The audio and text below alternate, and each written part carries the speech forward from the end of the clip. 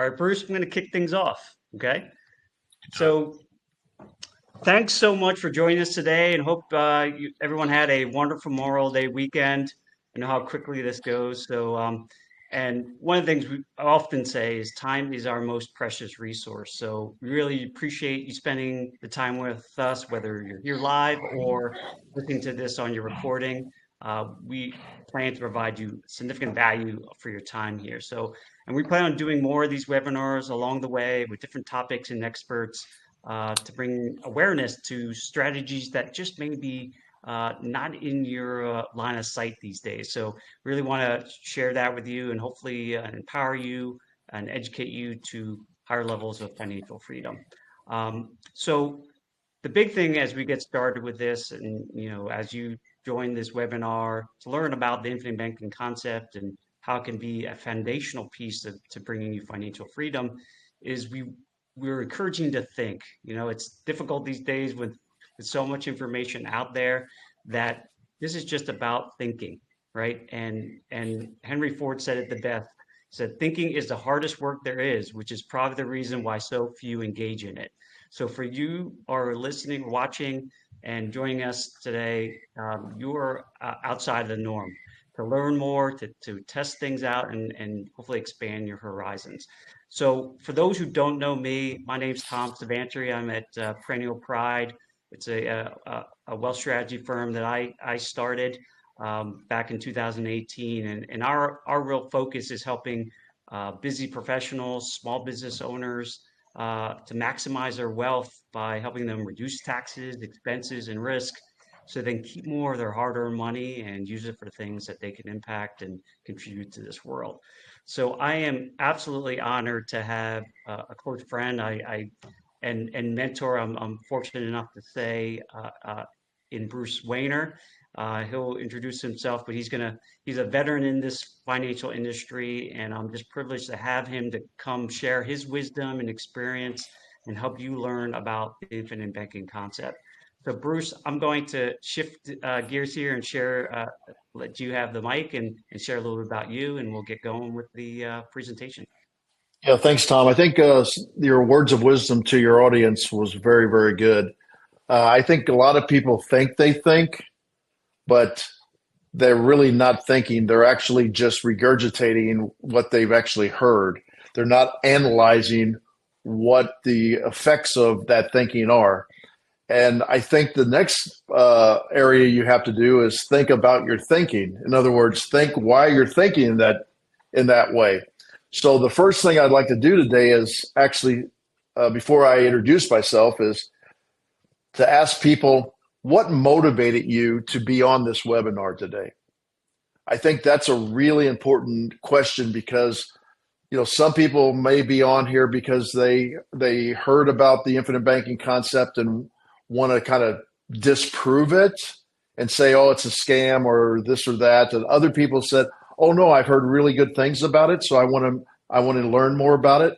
Other people might not even know anything about it, but they understand and connect with Financial Freedom Webinar. And I think it's really important to think about why you were thinking that you wanted to be motivated enough to watch this today. I do consider Tom a good friend. We've known each other for probably close to a decade, and we've enjoyed sharing experiences with each other. I've actually been doing this concept since the middle 80s, and I can frankly say I've been doing it since 1963.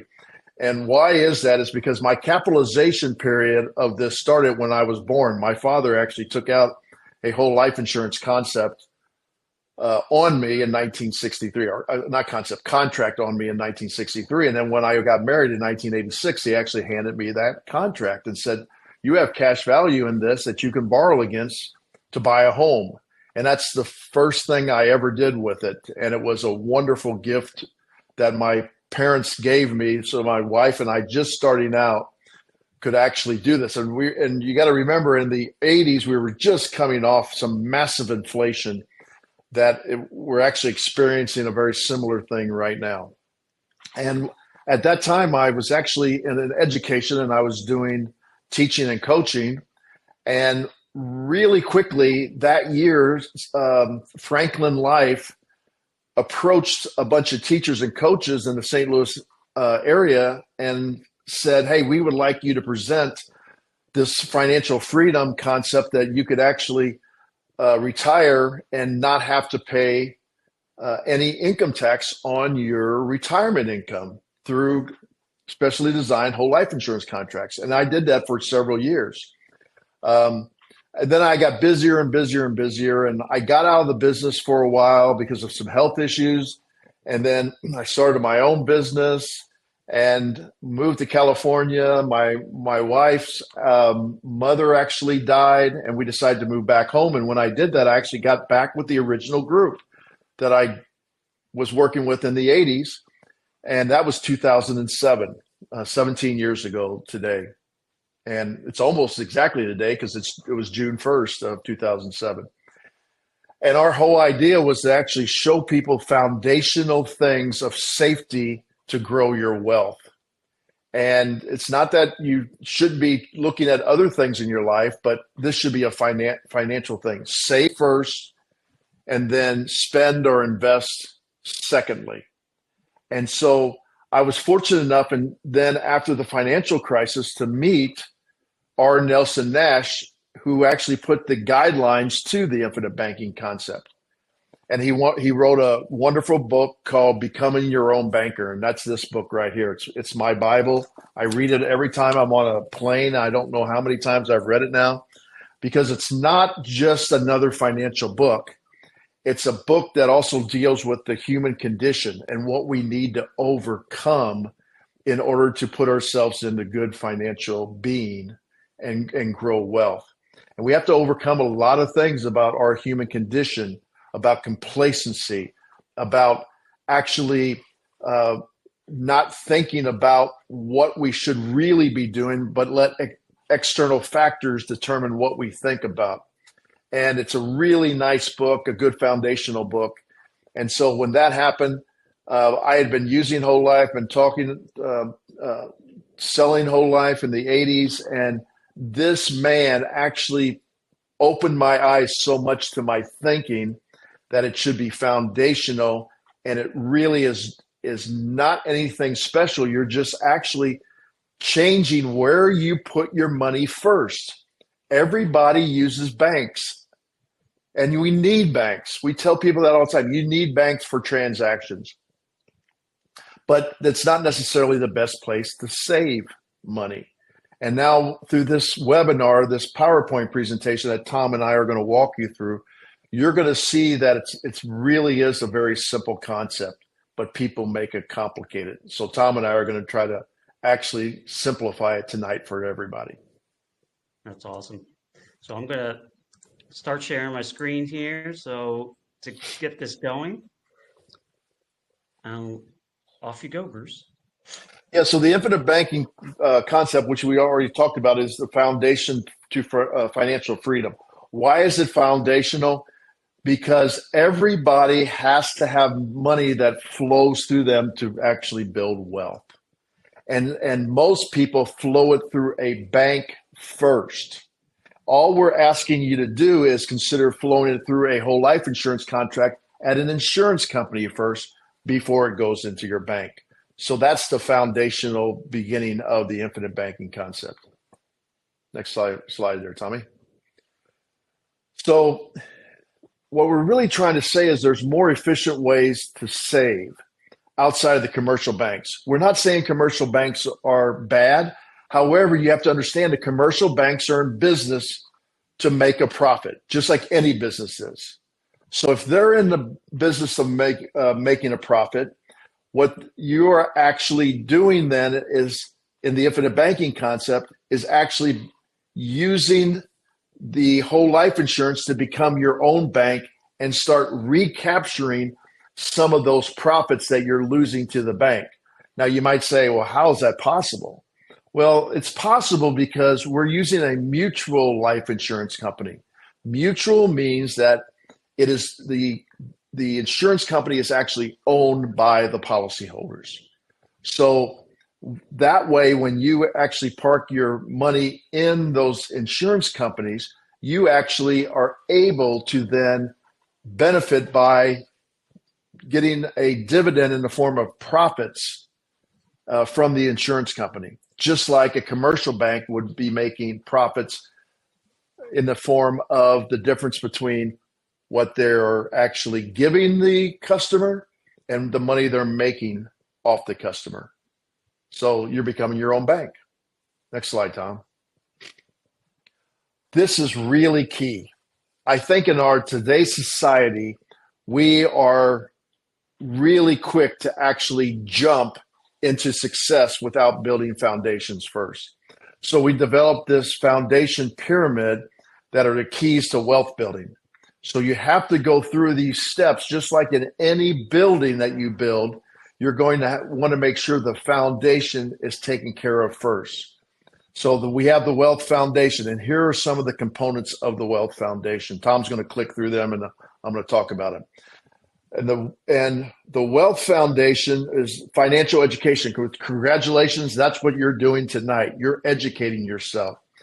And when you do that, you understand there's financial awareness, that there's cash flow that we call a dashboard. So you need to become aware of where your money's flowing. A lot of people call that a budget. I don't like the word budget. I like cash flow awareness better than the word budget. Why? Budget is actually something that, to me, has a negative connotation because it says what you can't have. Cash flow awareness or financial awareness is being aware of where your money's flowing so that you can make a decision to flow it in the directions that you would like to have to take advantage of it. And then the saving strategy is the infinite banking concept.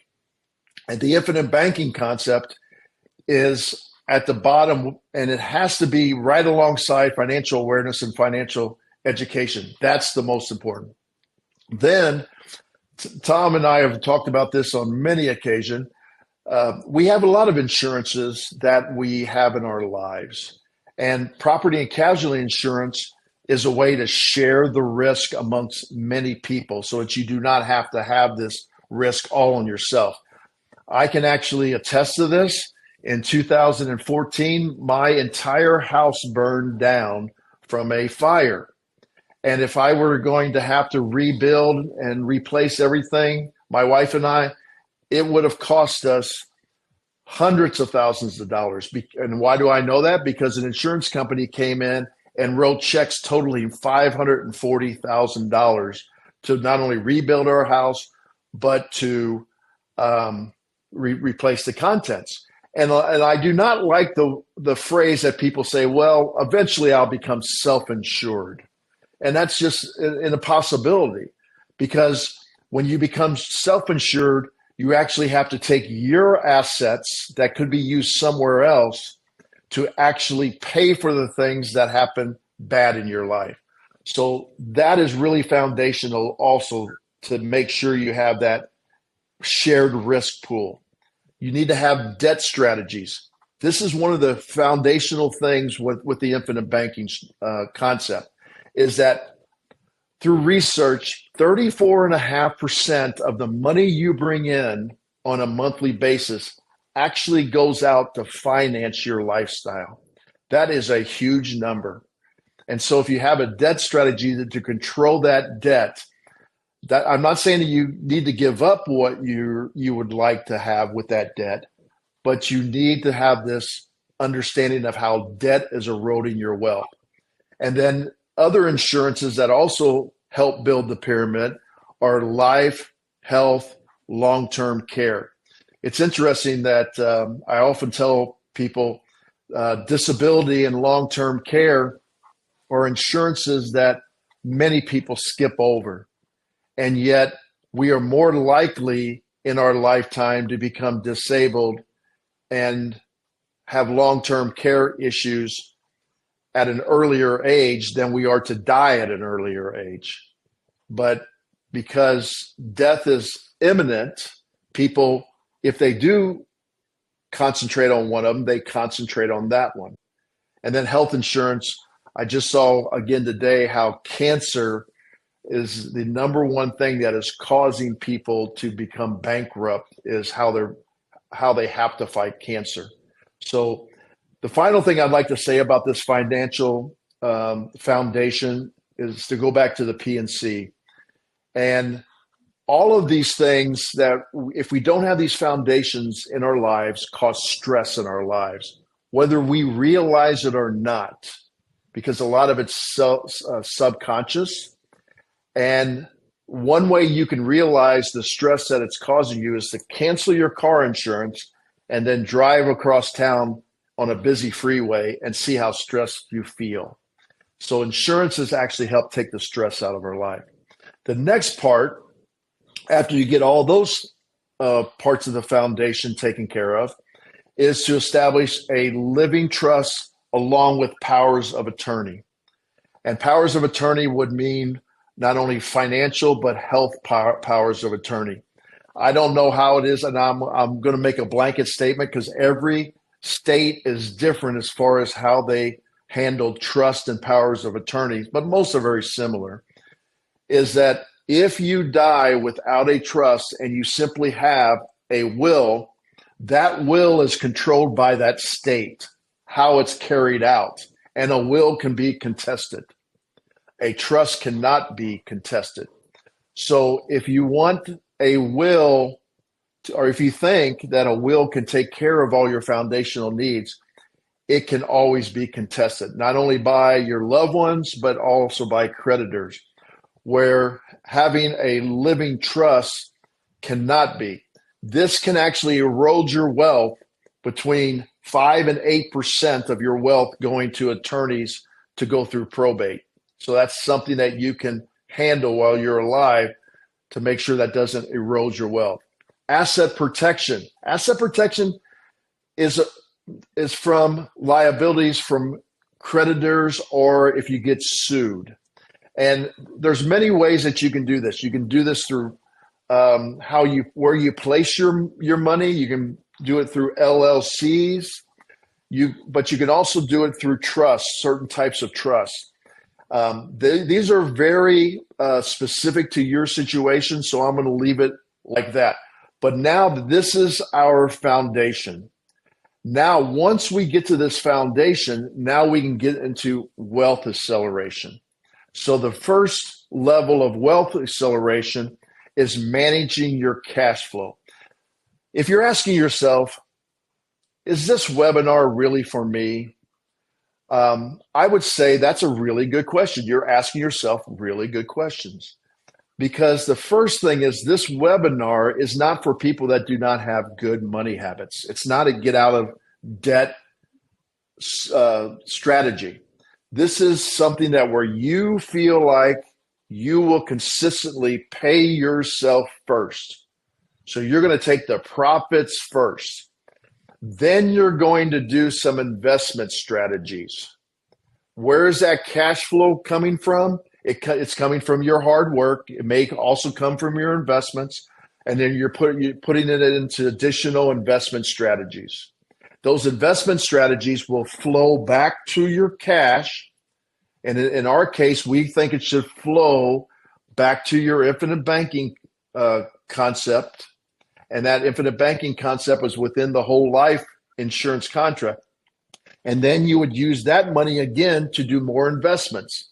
And that's why Tom has depicted this as a circle. You're going to use your money for investments. Your investments are going to produce cash flow. And then you're going to use that cash flow to actually purchase more investments. And finally, you're going to have freedom in your many areas of life.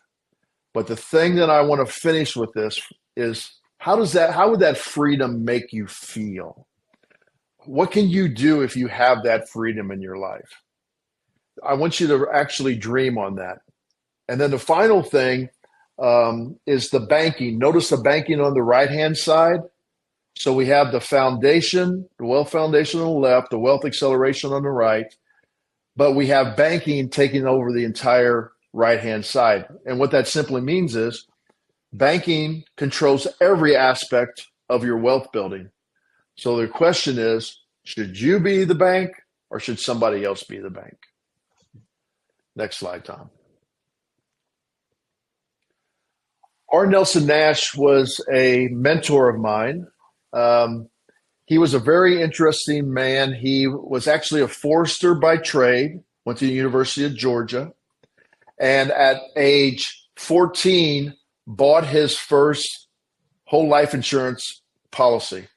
What people don't realize today, because we're so caught up in where we place our money into investments such as our 401ks, our IRAs, buying stocks, all these glittery things, it wasn't like that all the time.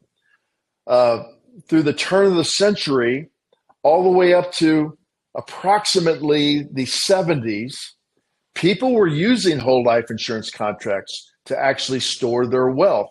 Why? Because insurance companies were the rock of a financial institution. This is something that I think people really need to understand, is that insurance companies do not fail very often.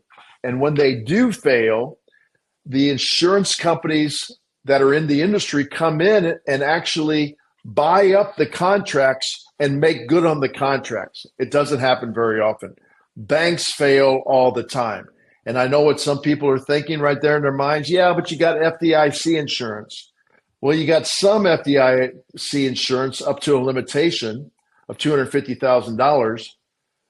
But all they would do, the FDIC, is print more money to actually pay off if a bunch of banks failed. And that would cause more inflation. Insurance companies actually have the same thing. They have to pay into what's called the state's guarantee, but they very rarely have to use it. So as we continue in this concept, Nelson grew up from a forester and a pilot, and he had many life experiences that ultimately came to this realization that happened to him in the early 80s when he had a commercial real estate property that the floating interest rate went over 20%, and he did not know how to make his mortgage payment. And then he realized for decades he had been storing money into whole life insurance. He wasn't borrowing against it at that time. He knew he could, but the concept didn't come to him until one night he was praying on it, and he realized he had the answer at the insurance company.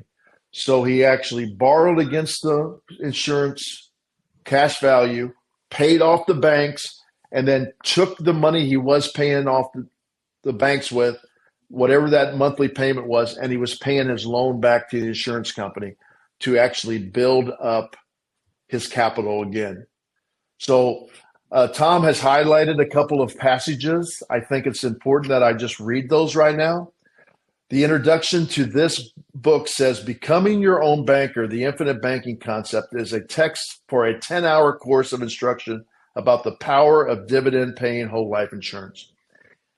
I've actually attended, I believe 3, it may have been 4. It's been so many years now, I don't remember. I actually attended these 10-hour sessions that Nelson did, and they actually changed my life.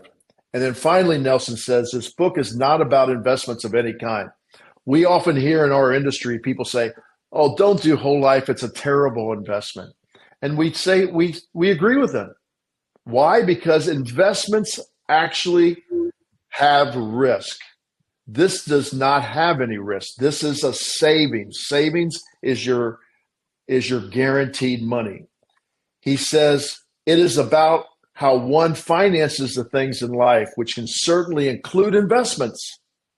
It is not about the rate of return. As time goes by, interest rates go up, interest rates go down, but the process of banking goes on no matter what is happening. And we all know that to be true.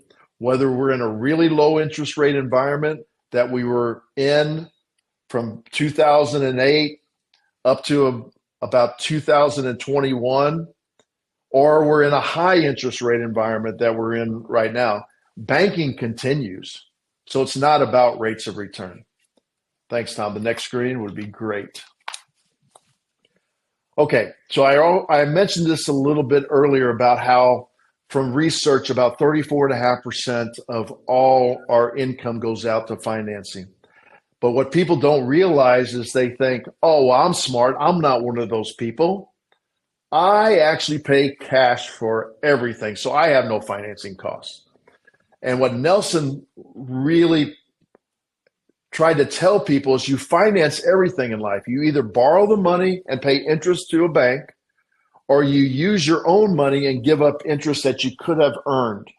In our fancy world of finance, we call that opportunity costs. The problem is that all these items are financed by other banking organizations. So they control the banking function. So this slide really wants you to focus on you finance everything. You either pay interest or you give up the ability to earn interest. Go ahead, Tom. Okay, so what we'd like to say on this family banking is we are actually using a whole life insurance contract to mimic a bank. It's not a bank. Banking is a process. You can do banking in a variety of ways. You could put money in your shoebox at your house. You could actually go to a bank and put money into a bank. You could use a whole life insurance contract. There's a variety of ways that you can do the process of banking, but everything actually has storing, holding, and then preserving. Those are the three things. If you do a little research, we won't go through it all tonight, but banks originally were developed because people had something valuable that they did not want to store on their person or on home or at their home. So they actually would bring it to somebody, a bank, and they would actually have to pay a bank to store it because they were holding it for safekeeping and preserving it. And then quickly the banks realized that, hey, we could use this money and lend it out because not everybody comes back for this money at one time. And so that's how banking happened. So as we talk about this family's financial resources for the benefit of the family bank is when you actually not only do it for yourself, but for your whole family and for the next generation and the next generation. One of the reasons that Nelson actually named this the infinite banking concept is that if done properly and taught to each succeeding generation, like many ultra wealthy people have, then you can actually help your family never have to really depend on banks for money because you will actually have a series of policies that you just pass down one death benefit to a policy, to the next policy, to the next policy. So as Tom has done a really good job of depicting, you have the people, you use the money to develop people who grow the family money. So they might come to you and say, I would like to borrow from the family bank to go do this endeavor. And those strategies for growing the family resources actually produce more capital. That more capital then is used to develop the people so that they get better and better and better. This isn't about having a trust fund. This is about actually developing people.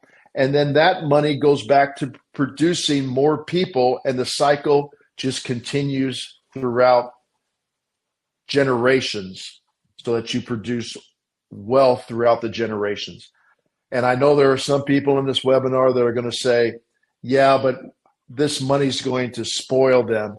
Not if you actually have family constitutions and family mission statements in place and actually put guidelines on how they can use it. What's the next there, Tom? Cash, who has it? I think this is really important. Go ahead, Tom. So Robert Kiyosaki, many people know about him. He developed a process called the cash flow quadrant, and it really talks about how there's 4 different people that have cash. The first one is the employee. The employee is like what most people think. They're a W-2, they have a job. The second one is self-employed. And self-employed, I often see this because I'm also a business consultant. Self-employed people and employees are simply trading their time for money. And self-employed, they think they have a business, but the business depends on them so much that they can't step away from it. And they're often, at times, the lowest paid employee of that business.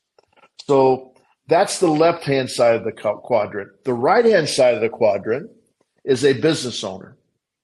And the business owner has a system of people that actually work for them. So now they're not trading their direct time to make money. They're trading their talents and skills to develop that team.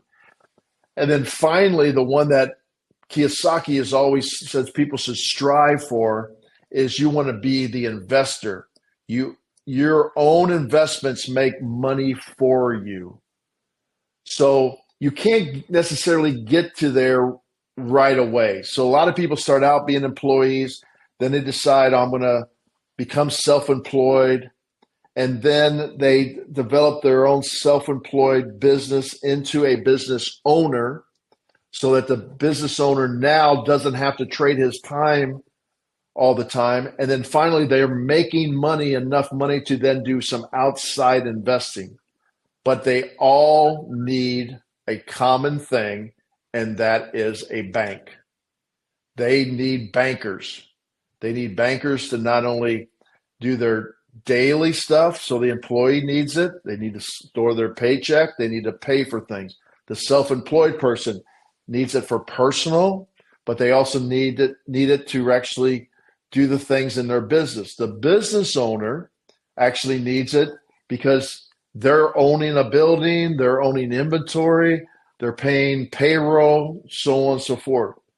The investor needs it oftentimes because they can leverage their capital for even more capital at the bank.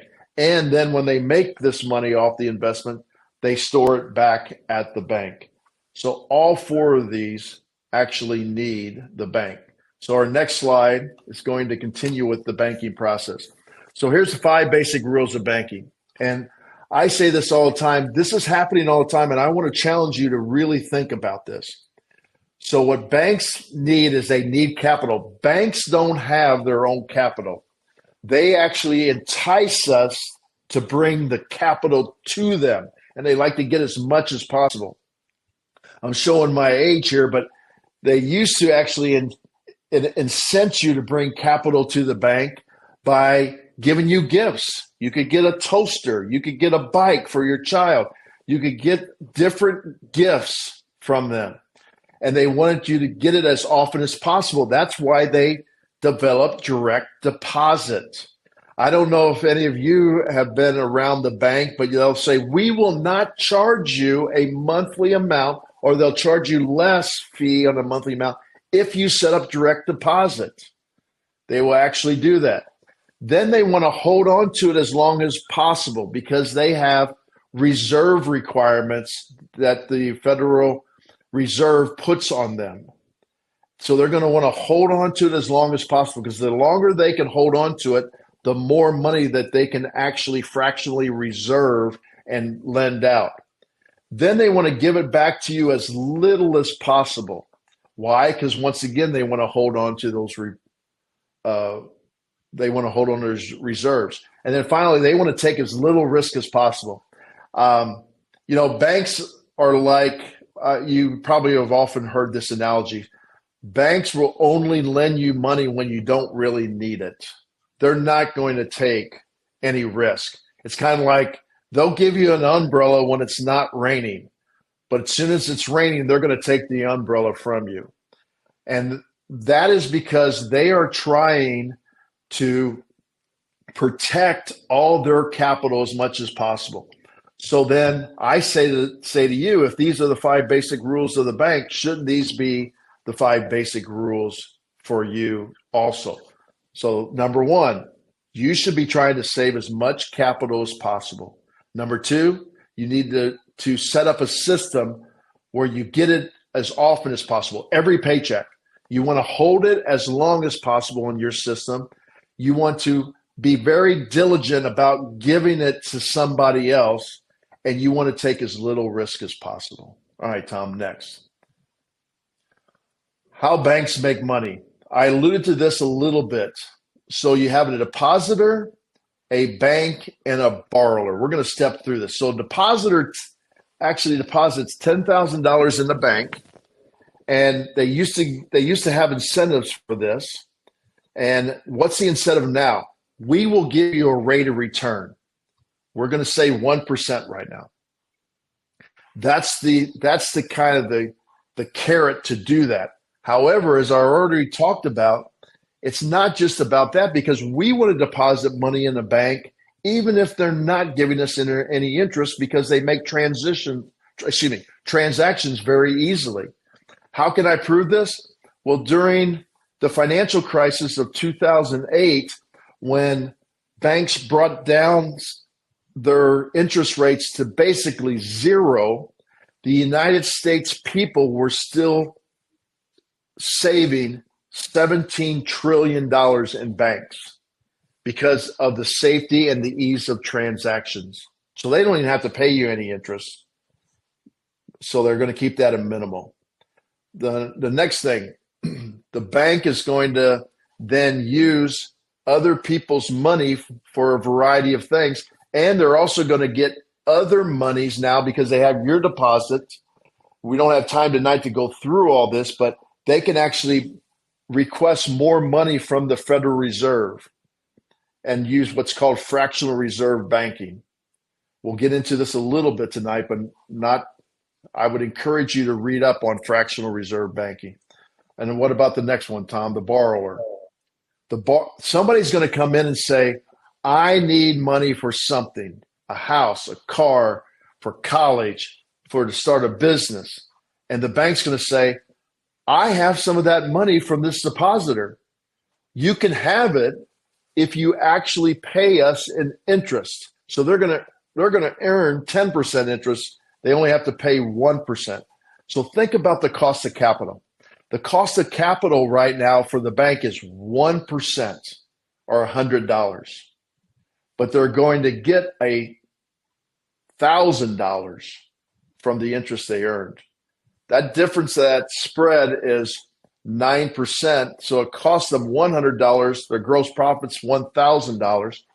And so as you can see then, the net profit is $900 or 800% of what they make. Now, banks actually will charge you interest based upon the risk they're taking. So example, that's one of the reasons why home loans are relatively inexpensive, because as long as you put enough money down, they don't want to be in the real estate business. But if they have to go into the real estate business, they know they have an asset that they can sell and get their money back. However, with a credit card, they're likely to charge you 24, 27, 29, 30% interest because people are using the credit card for unsecured things, to buy the laptop we're talking on right now, to buy a sweater, to buy food. There's no collateral for the bank in case you default. So they have to charge high interest rates because they know some people are going to default. So this is a slide to show you how banks make money. Once again, we're not saying they shouldn't make money. That's the reason they're in business. But what if you could recapture some of this money that the banks are making? Go ahead, Tom. I find this to be fascinating. And every time I share it with people, they're overwhelmed by this.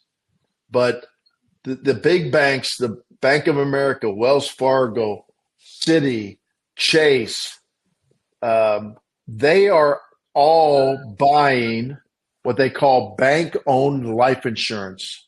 It's called, or short for BOLI. And there's a couple of reasons they do this.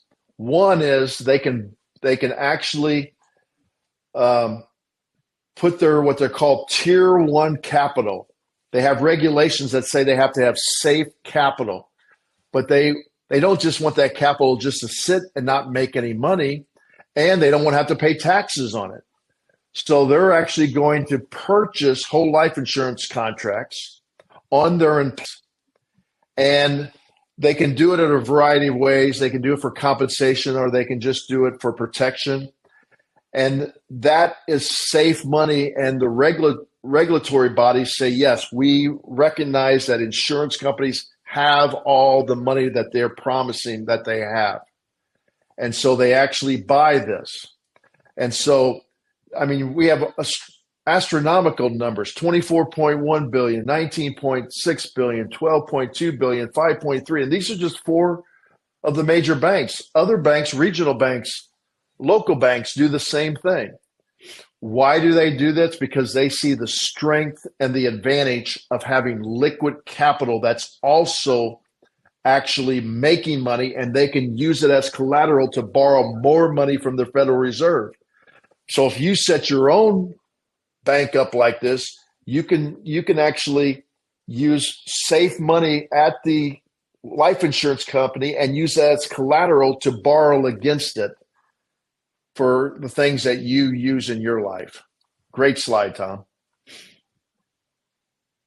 Okay, so common versus uncommon. We're going to go through these, but I always find it interesting when a person says, I want to be wealthy, or I want to have a lot of money. And I always say, well, if you want uncommon results, you have to do uncommon things. So the common things with banks is that they have a low rate of return. But with a whole life insurance contract, that's what a lot of people think. There's a low rate of return, and that's because they're comparing it to an investment. We're not comparing it to an investment. We're comparing it to your safe money that you would normally put in a bank. So relative to the bank making 1% interest, that 1% interest is actually taxable. So your net take home is actually a lot less. So it's really not that low rate of return when you can compare it to the bank. They say it's expensive to own. And I would challenge them, what does the word expensive to own mean? I want to challenge your thinking on that. Is it possibly a high premium? Yes, but does that mean that it is expensive?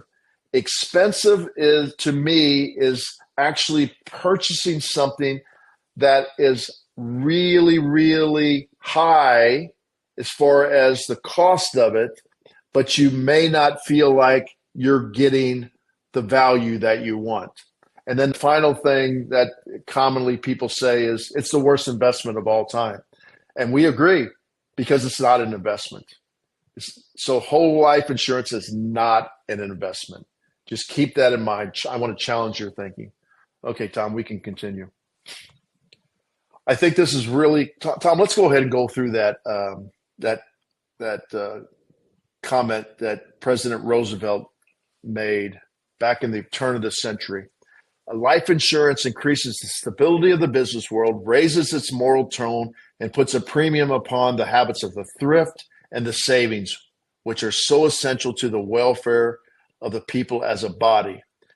We have lost that, and because we have lost that way of thinking, we now subject ourselves to getting money from someone else, and our country has subjected ourselves to massive inflation by actually printing money that we don't actually save first.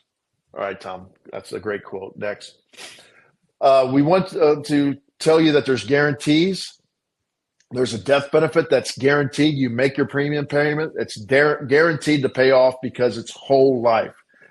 So we're not saying that term insurance is not good, but term only runs for a certain term. That's why they call it term insurance, a certain amount of period of years.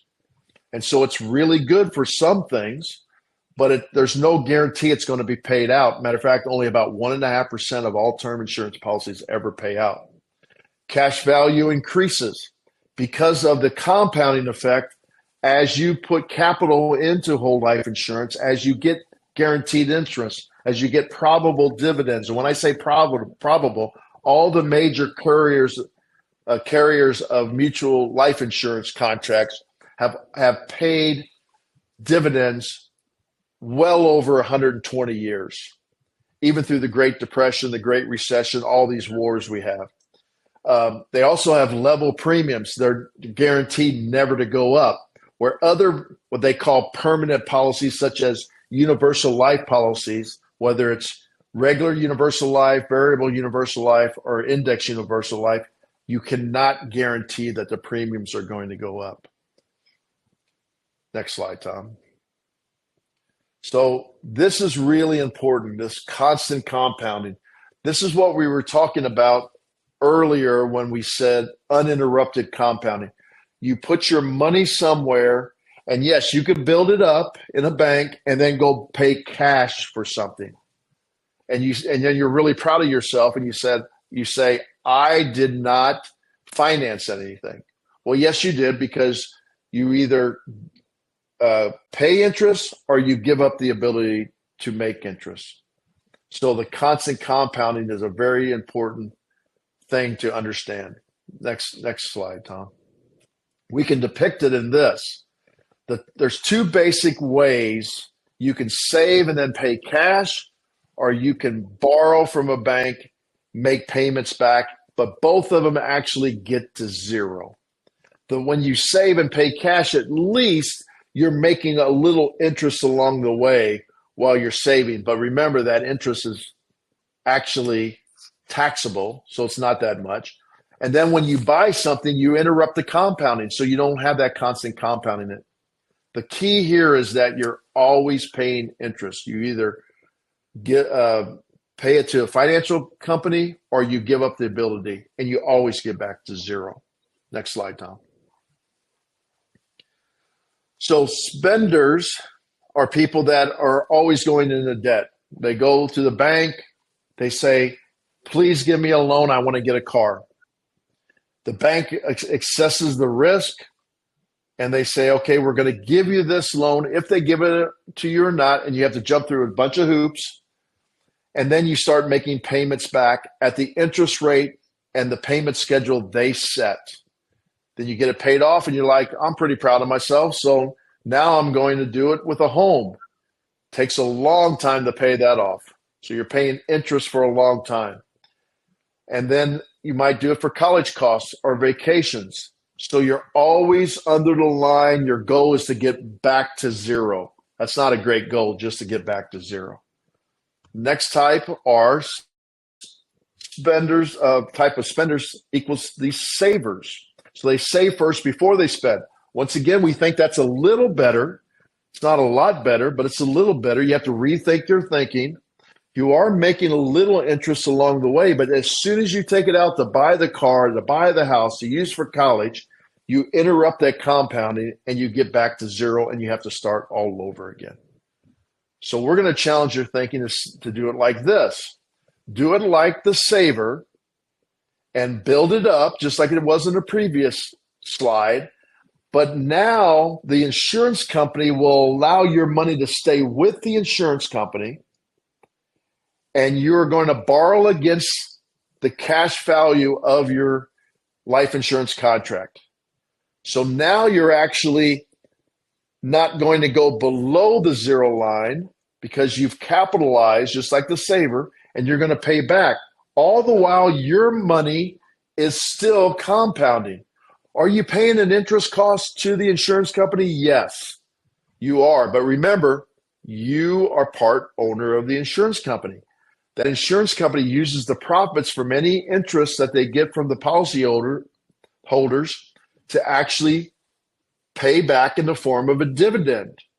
So, but more importantly, you're not interrupting the compounding.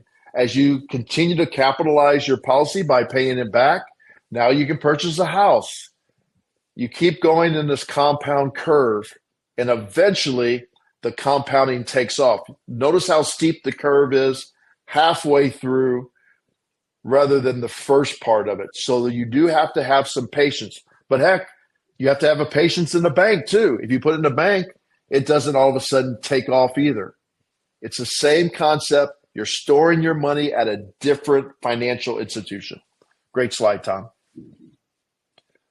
Liquidity. This is something that people also do not take in consideration when they're trying to build wealth. Remember, we had the protection of foundation. You want to have some liquidity, whether you have to decide your lifestyle, 3 months, 6 months, that's the protection in case something happens. You lose your job.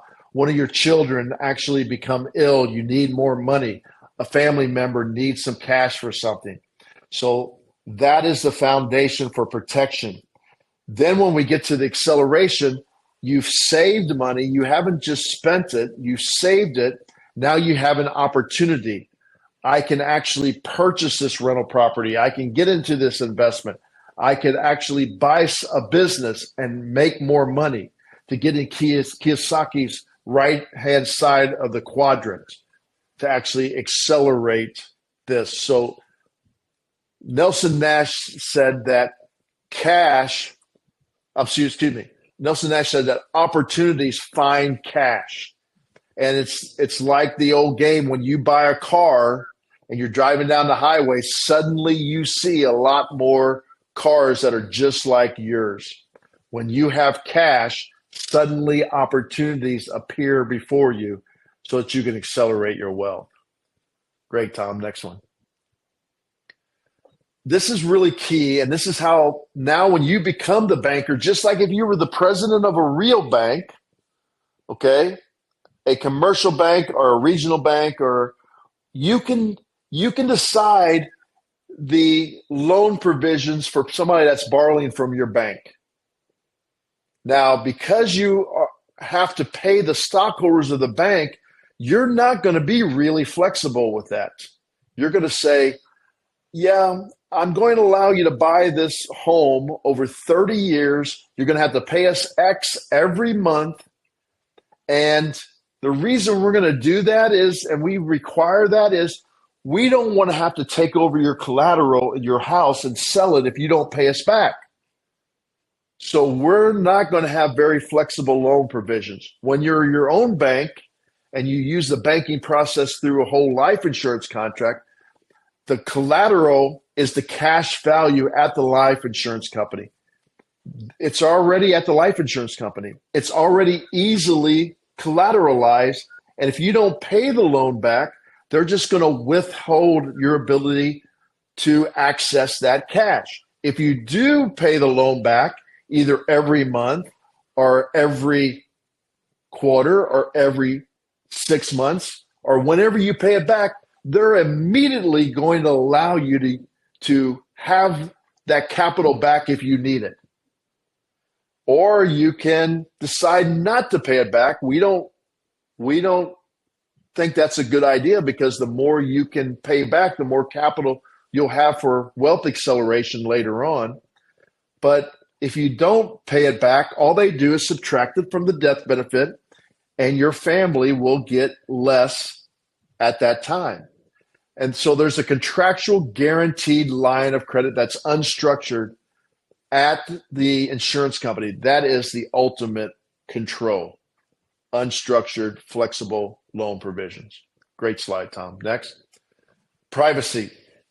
I know this isn't important to everybody, but it's important to a lot of people. Those loan provisions are not reported to anybody. They're not reported to the IRS. They're not reported to creditors. They are not reported to your credit reports. So they're very, very private. Nobody knows what's going on except the insurance company and you. Try to go to a bank and take out $2,000. They are going to report that. If you get to $10,000, there's a mandatory reporting to the government regulatory authorities for that. Life insurance companies, they don't have to report it. So privacy, if that's really big for you, then these whole life insurance contracts are great. Next, Tom. Monthly cash value growth. Tom and I decided to put monthly because that's the way the majority are. There's actually some of these that, or because banks are actually accruing daily and then often credit you monthly. There are some life insurance companies that actually accrue daily and have your cash value grow daily. But Most of them are on monthly basis, and it's guaranteed cash value growth. Whenever a company uses the word guaranteed, they have had to have this vetted by many, many lawyers to have that word put out there. So when people say, well, I'm not sure that I trust that insurance companies are going to be around. If insurance companies are not going to be around, then it doesn't make any difference where you have your money, because insurance companies actually have more money in reserve than they actually have promised in the future, where banks only have to have 10% in their bank compared to what they have promised to their depositors. I'll give you a quick story on this. About 8 years ago, I decided I was going to buy some silver. So I went to my bank and I asked to get out $5,000. I could almost see the teller turn white when I asked that. She said, "I 1 second, I'll be back." The manager came back and said, "Sir, you can't have $5,000." And I said, "I know I have a lot more than $5,000 in my bank account. Why can't I have it?" They said, "Well, because we don't have that much money in our cash drawers right now that we can give you, because we have to have reserves. You're going to have to order the money today and come back on Thursday to get it." So that is very disconcerting to somebody who thinks that their money is in there and they can just go get it. So banks don't have guaranteed cash value growth because they can change their interest rates at any time. Insurance companies actually have guaranteed, and they cannot change the guarantees within the contract. No matter what happens, they cannot change the guarantees, where banks can change it every month. Next slide, Tom. This is one of the greatest things here is I've often talked to my mentors, and we would bounce around ideas, and we're like, why isn't life insurance actually mandatory to have? It's mandatory to have car insurance. It's mandatory to have homeowners insurance, but it's not mandatory to have death benefits. We are not very responsible right now as a government with our national debt, but insurance industry death benefits equal $28 trillion. And so much of our national debt. So our government has run up a tab of $33.9 trillion. And I think actually it's getting really close to $35 trillion.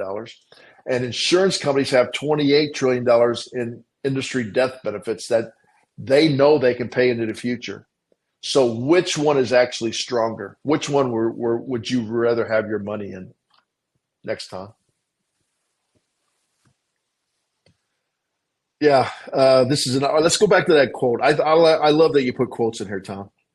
Life insurance this is exactly what we were talking about later on, or by Teddy Roosevelt. Life insurance increases the stability of the business world, raises its moral tone.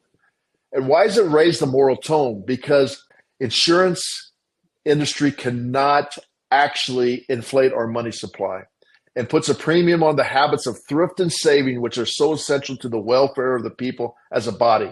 Just think about the billions of dollars we are going to pay on interest because of our huge national debt that could be going to more infrastructure or more goods and services to the citizens of the United States.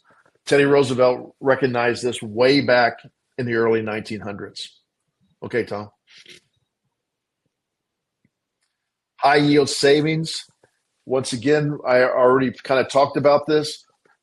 In whole life, there's that consistency that is going to be there. It's not going to be like that in banks because it's not a contract.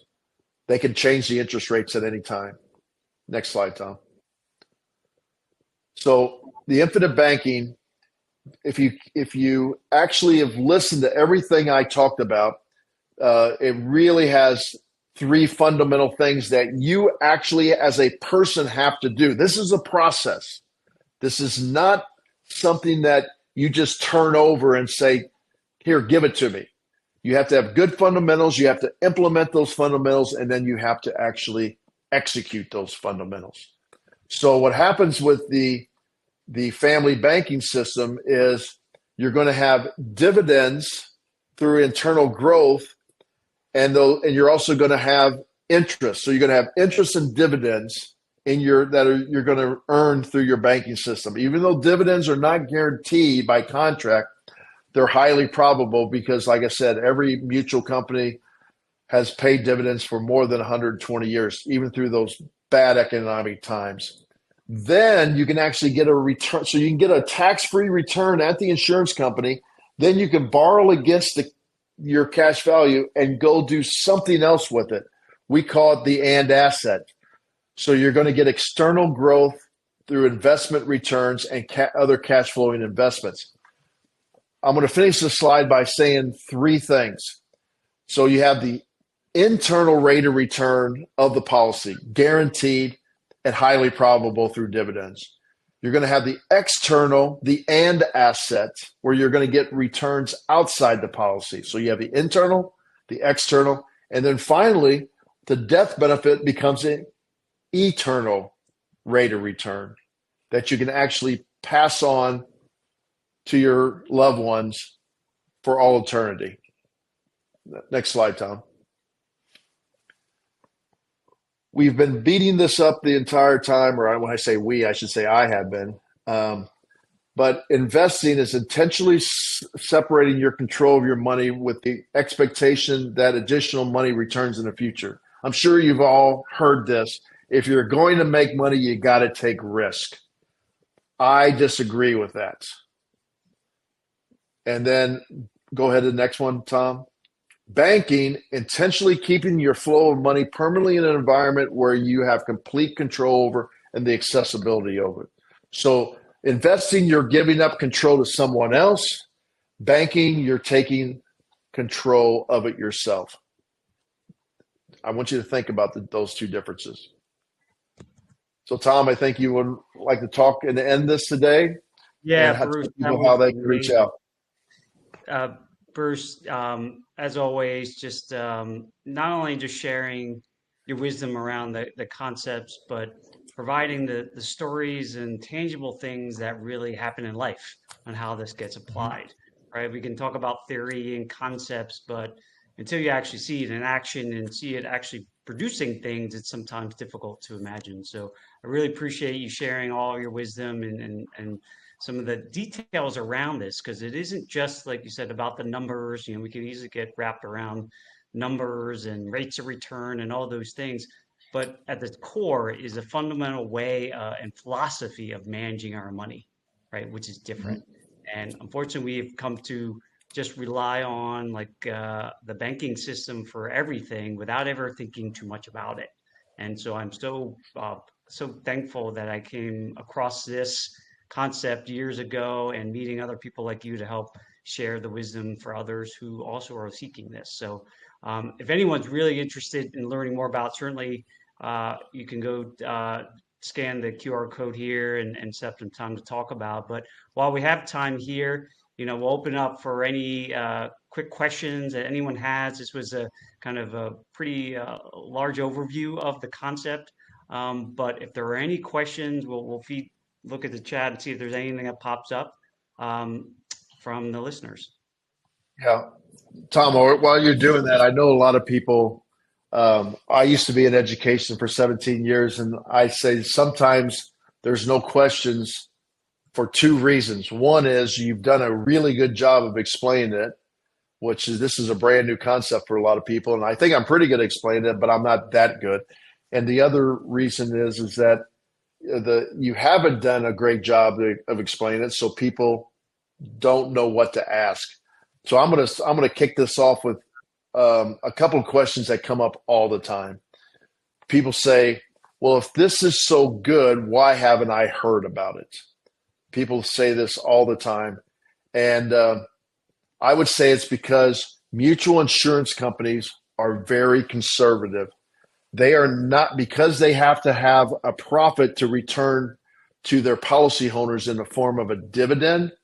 They are not going to do a lot of advertising. They're actually going to rely on insurance agents like myself to actually do their advertising for them. Well, when you do that, you're doing it at one person at a time. This is actually why I'm excited about this, because the infinite banking concept is actually taking off recently because of leveraging social media and doing things like we're doing today that are relatively inexpensive to get the word out. So that is one question that comes up. Another question that comes up all the time is, why would you want to borrow your own money? Well, you're not borrowing your own money. If you were borrowing your own money, you would be interrupting the compounding. You're using your money as collateral to borrow against the money, and you're actually using the reserves of the insurance company to actually use whatever the capital is for your banking purposes. So you're not borrowing your own money. And then another one that comes up is, am I too old for this? Life insurance companies actually do have limits, and it's age 80. So that's actually past mortality. So you can actually not be too old depending on your health situation. But just consider that what life insurance companies do is the cash value accumulates still pretty well, but they just pull down the amount of death benefit. They pull down their risk on that. So, Tom, those are three of the most common questions that I come into when I'm doing these types of webinars. That's great, Bruce. And we did have a question. Thank you from Melissa. Is whole life policies based on your health conditions, and is that needed to obtain a policy? And yes, this is life insurance, and obviously the companies are assessing your risk, right, of death. So your health does matter, and that's why we always stress the need to do this before you think you actually need it, because you're the healthiest. And that's why there are even philosophies on of insuring people who family members who are just born. People are like, why would you ever insure somebody that young as a baby? Well, they're the healthiest, and you have the longest run that you can for compounding of wealth. And so, why would you not even consider it if you understand the totality of this policy and process? So, health conditions do matter. There are options for folks to do this, even if they're not able to get policies.